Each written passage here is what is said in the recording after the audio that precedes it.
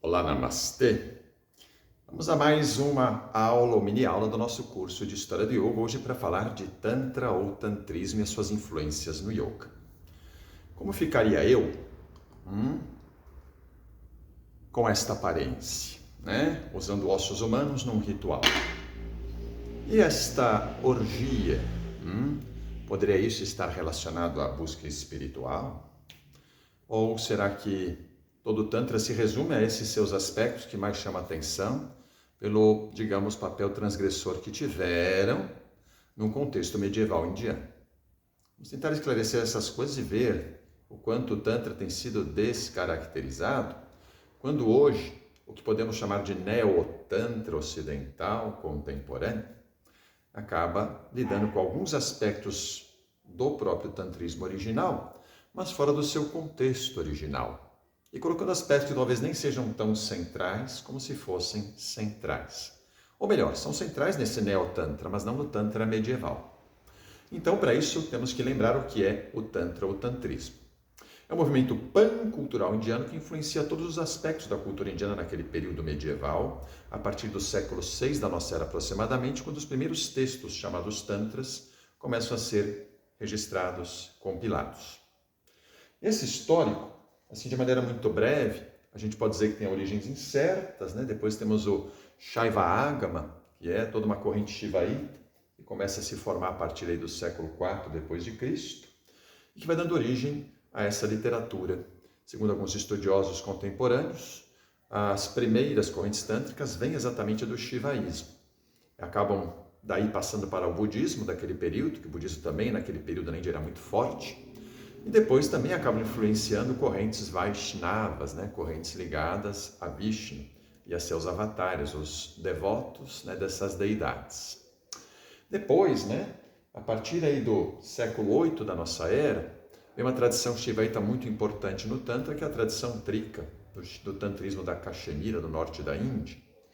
Depois continua o Tantra se desenvolvendo, lá pelo século X surge o Tantra Shaiva não dual, né? Então um tantrismo monista, teria ele tido influência do Advaita Vedanta, do Vedanta monista, são apenas conjecturas, né?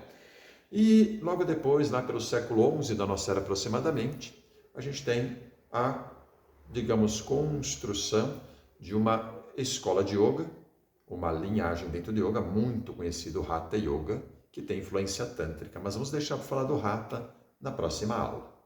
Hoje a nossa ideia é falar primeiro do Tantra. Então, por que esse movimento pancultural se forma na Índia nesse período?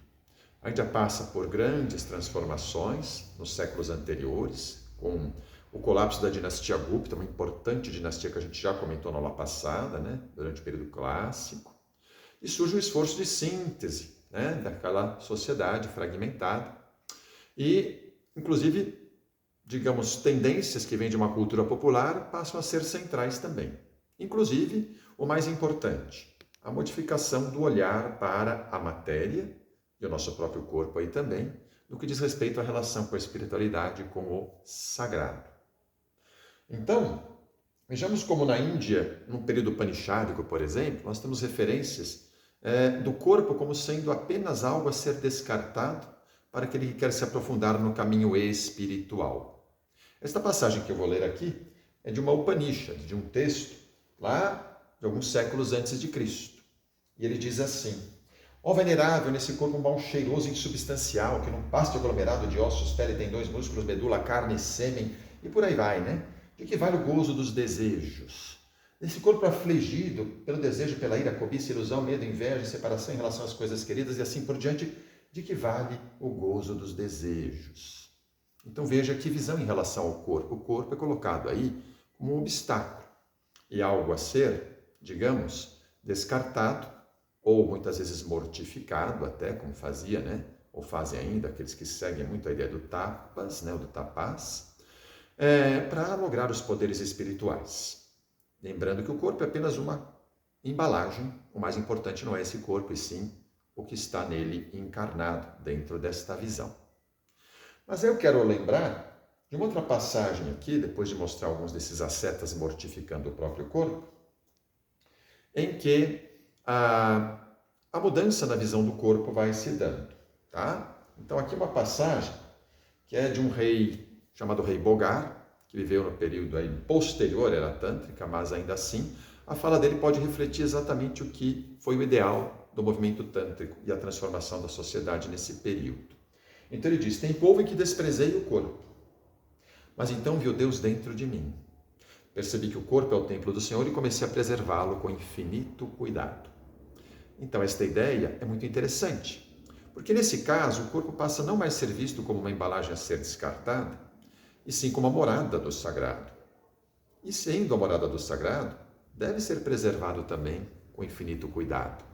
Tá? Essa ideia depois vai surgir lá no Hatha Yoga, o corpo diamantino, né? O corpo muito talhado pelo yoga.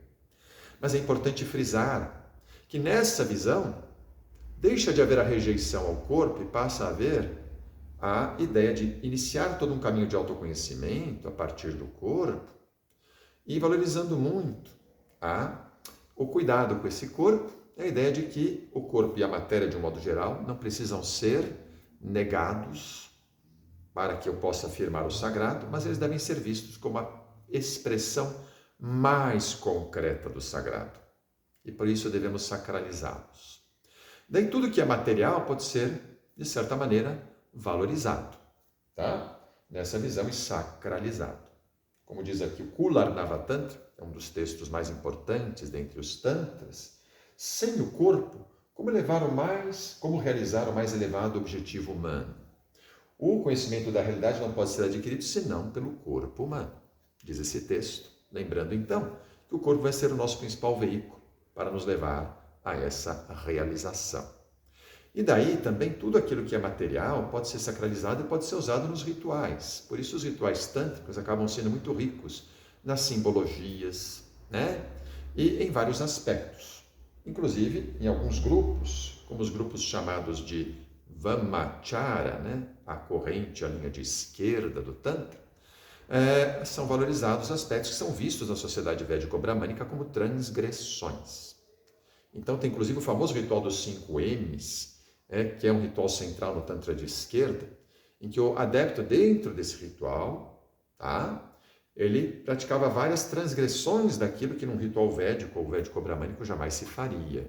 Como bebia uma bebida alcoólica, que alterava, né, o seu estado de consciência, comia carne mansa, madhya o álcool, matsya comia peixe, comia mudra, cereais tostados, né, que também poderiam alterar o estado de consciência, e faria maituna, sexo, dentro do contexto ritualístico sagrado. Tudo isso eram transgressões, tá? Transgressões para mostrar que, mesmo dentro desse contexto, você lidando com todos esses elementos, eles também podem ser sacralizados, não precisam ser negados, rejeitados como profanos em oposição àquilo que é sagrado. O Tantra de direita, Dakshinachara, vai de novo tentar aproximar todos esses elementos de um simbolismo que esteja sintonizado com a tradição védico-bramânica. Então o Tantra de direita passa a ter, nesse sentido, um aspecto mais conservador, né?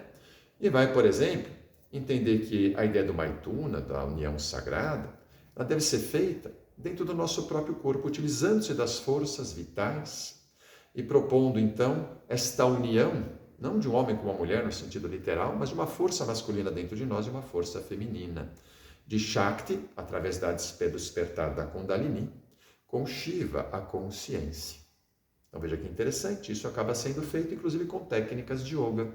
Então o yoga nesse período começa a sofrer influência tântrica e começa a ser usado de acordo com os princípios do Tantra, inclusive muitas vezes dentro desta via direita do Tantra.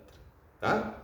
O problema mais recente é que no Ocidente, a partir do século XX, a partir de um trabalho pioneiro de Pierre Bernard, surge esse Neo-Tantra.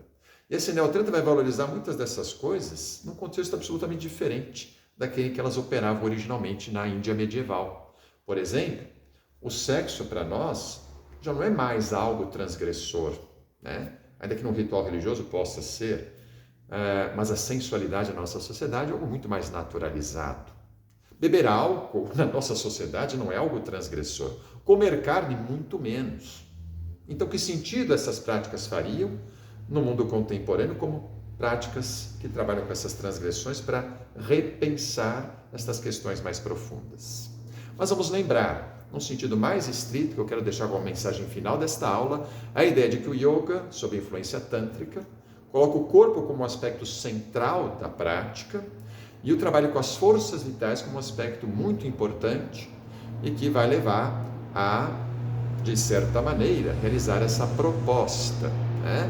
De a partir do corpo e utilizando-se das forças que estão nesse corpo, chegar a esta união, Shiva Shakti, a dualidade que o Tantra postula, tá?